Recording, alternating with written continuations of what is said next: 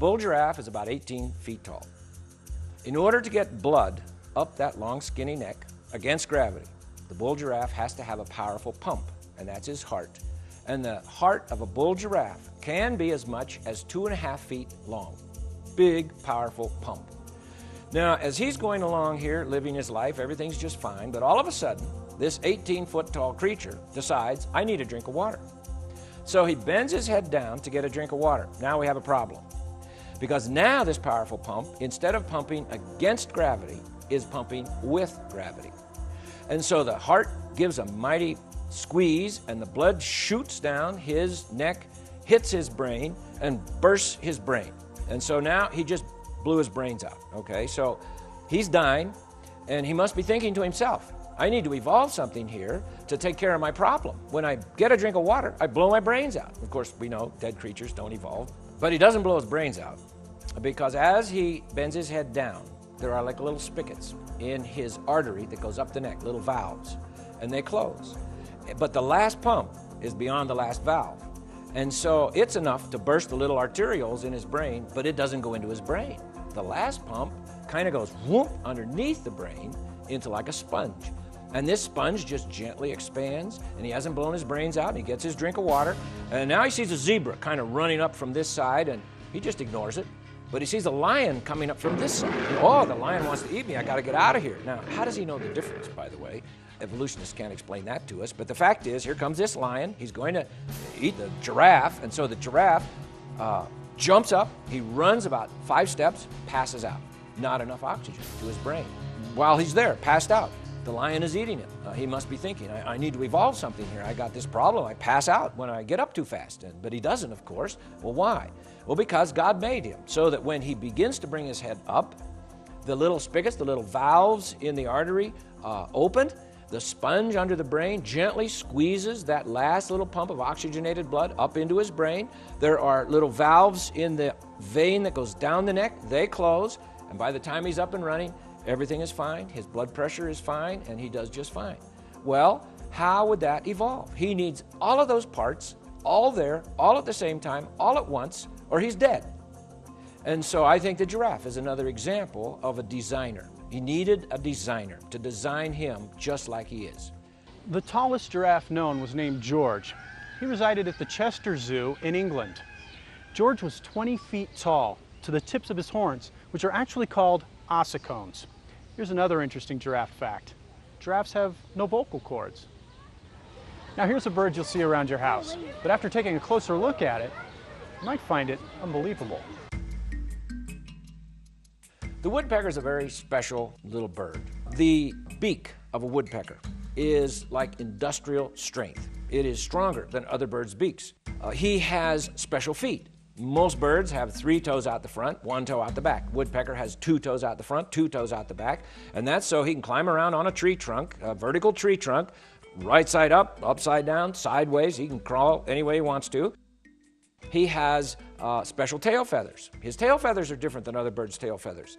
They're more resilient, they're spongy, and they're very strong and tough because he tripods himself with his 2 feet and his tail feathers so that he grabs a hold of that tree, fans out his tail feathers, and then bangs his head into the tree.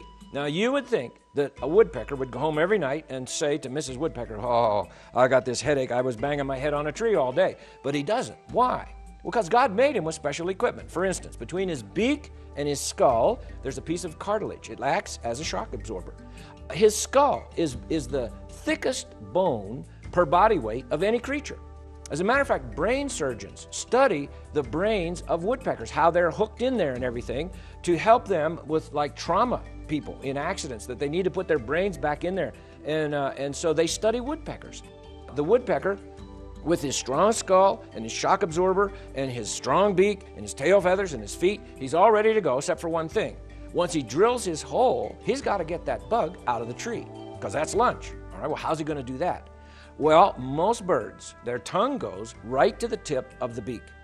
A woodpecker's tongue goes as much as 10 inches out of his beak. Now why? Well, because he's going to drill the hole, find the bug tunnel down in the tree, stick his tongue down in the tunnel, and drag the bug out.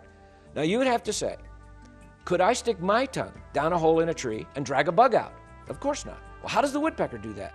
Well, God made the woodpecker with little barbs on the tip of his tongue. And he will literally stab that bug larva down in there because it doesn't want to come out. But in case that's not enough, he has a little glue factory in his tongue that manufactures exactly, precisely the right glue to stick to the bug, but it doesn't stick to his beak. And so he pulls that bug into his mouth. Now we have a problem, if evolution is true. Let's say over hundreds of thousands of years, this woodpecker got all this equipment, and then he glues his tongue to a bug, and he swallows the bug. What just happened to his tongue? He just swallowed his tongue. You know, he dies, he just strangled himself, okay? But he doesn't. Why? Well, because as he brings the bug into his mouth, he has another little factory that manufactures the solvent to dissolve the glue. So he dissolves the glue, loosens up the bug, swallows the bug. God made him that way. Woodpeckers, when they peck, they open their eyes between each peck, and they aim their beak, they focus, they aim their beak, they close their eyes, and then they hit the tree. So you hear a woodpecker out there, he's going, drr, drr. Every time you hear that, drr, in between each peck, he opens his eyes, focuses, aims his beak, hits the tree. Why? Well, they used to think it was just to keep the wood chips out. But now the scientists have measured the force of the impact of the woodpecker's head against the tree, and the force is so great that if he did not close his eyes, he would pop his eyeballs out.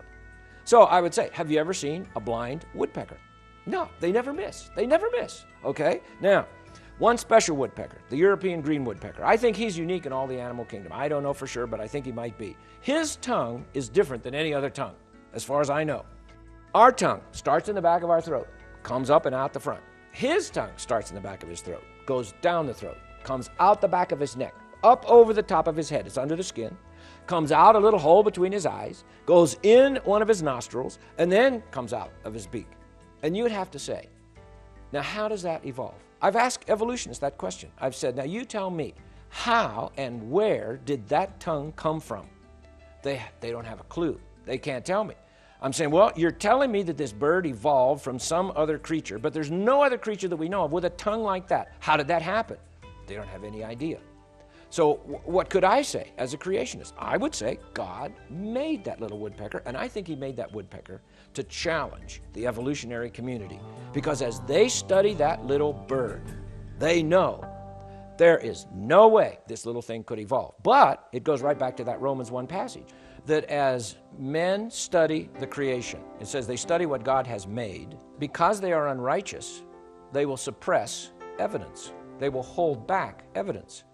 And I think that's exactly what happened. I think there are very bright people who study science and do a good job of it. But all of a sudden they get to a point where they have to decide, did this thing happen over long periods of time somehow? Or, boy, it sure looks like it could have happened just bang, just like it is.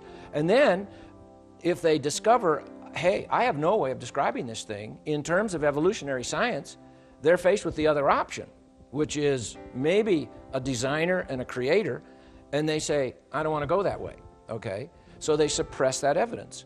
And so many of the things that I studied, we had to search just to find information on them because they are not in the textbooks. They just don't put them in because they have no way to explain it. And so they just ignore it.